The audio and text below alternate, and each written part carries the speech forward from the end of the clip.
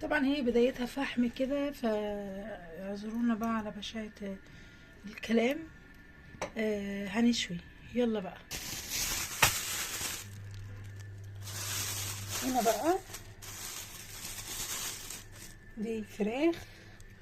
دي بقى فراخ كنت انا متبلاها وشايلاها وحطاها في الفريزر. تمام. بصوا بقى التتبيله اصلا اهو فتحت الكيس خلاص سبتها، طبعا طلعتها بقى من بدري عشان تفك وكده، وفكت كده وتمام. احطهم بقى على الشوايه ونروح نولع الفحم. بس هسيبهم هنا شويه لحد ما نروح مع بعض نولع الفحم. انا طبعا اتاخرت عليكم في فيديوهات، بقالي كتير ما نزلتش فيديوهات، بس والله غصب عني، عندي ظروف وغصب عني. فحبيت يعني اشارككم كده فيديو كده على السريع، مش هنطول. بس النهارده عايزه اقول لكم النهارده تالت يوم العيد، طبعا مقضينا بقى فسيخ ورنجه من اول يوم واللي ما بياكلش الرنجه والفسيخ بنحط له بقى ايه، الكحك، واللي كل الكحك بنشوي له. فاحنا بقى كام يوم بنشوي والدنيا ايه زي الفل بقى عشان العيد، وكل سنه وانتم طيبين. فالنهارده تالت يوم العيد حبيت اعمل حاجه خفيفه كده واشاركها معاكم. يعني هنعمل بس شويه رز بسمتي وهنشوي بقى الفراخ كده، يوم من اجواء العيد عايزاكم تعيشوه معايا. فيلا بينا بقى. بصوا انا اهو خلاص خدت الفحم بتاعي وهنطلع بقى عشان نولع النار.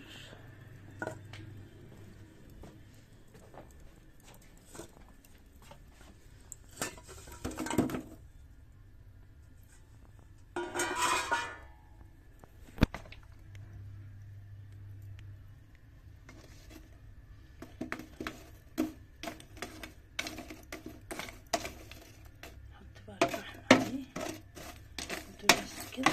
طبعا معانا فحم تاني.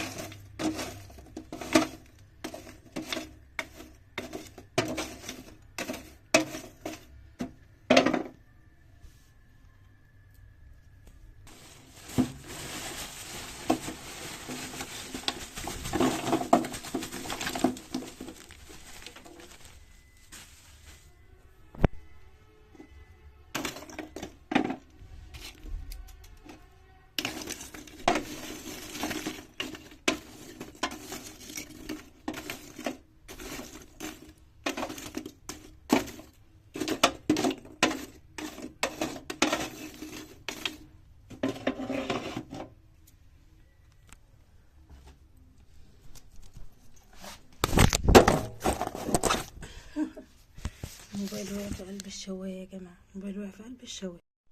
رجعنا تاني بقى الفراخ. خلاص احنا عملنا الفحم خلاص ولعناه كله تمام تمام. جبت بقى الشوايه ومحدش يعلق على الشوايه ويقول لي لا اصل لسه شوايه فيها. يا جماعه لسه شوايه فيها، فهاتوا فيها، مش كل شويه اغسلها يعني.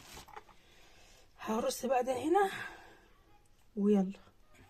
يلا انا كده خلاص حطيت الفراخ بتاعتي على الشوايه وهقفلها وهاخدها بقى اسيبها على النار وكده، ونيجي نعمل بقى الرز البسمتي.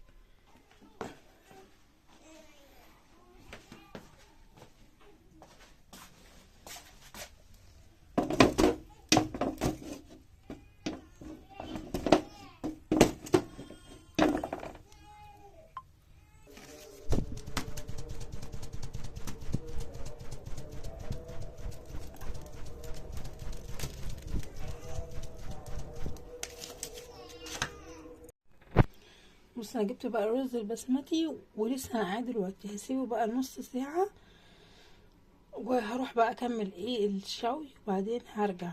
بص بقى مكونات الحاجات اللي انا هعمل عليها الرز. بصوا دي خلطه اصلا بتاعه الرز، مش بتاعه الكبسه، خلطه الرز نفسها بتخلي الطعم في حته تانية. وهحط زبيب. تمام انا بحبه كده. وبرده مش ناسيه الكركم وجايبه معايا كركم بس لما يتنقع ده.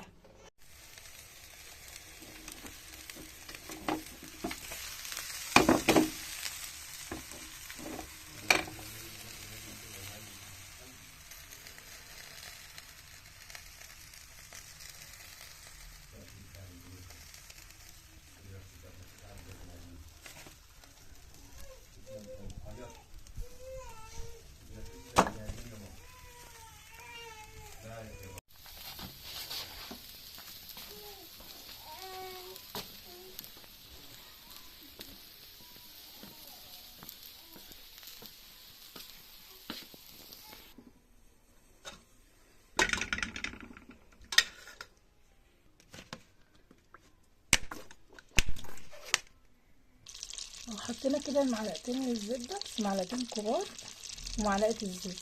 هيسيحوا بقى كده، وبعدين هنزل بالبهارات بتاعته والرز بتاعي.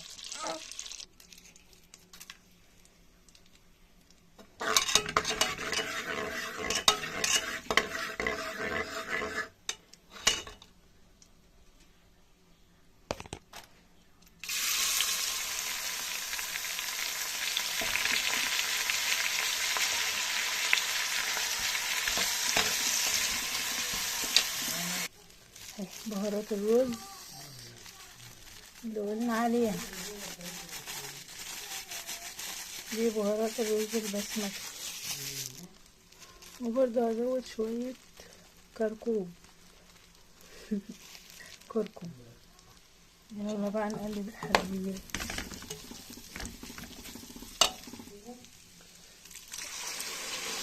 وهي دي المية.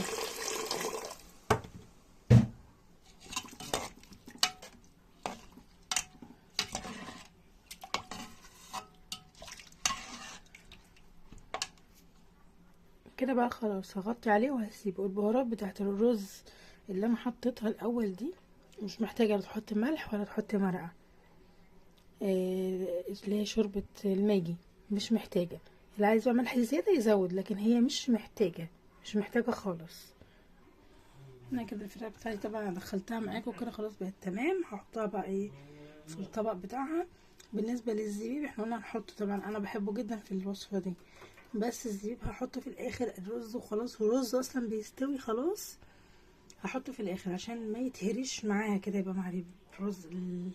الزبيب طعمه حلو قوي، يعني مش محتكر بس على الكبسه، لا يعني، لا هنا برضو في الوصفات دي بيبقى جميل جدا.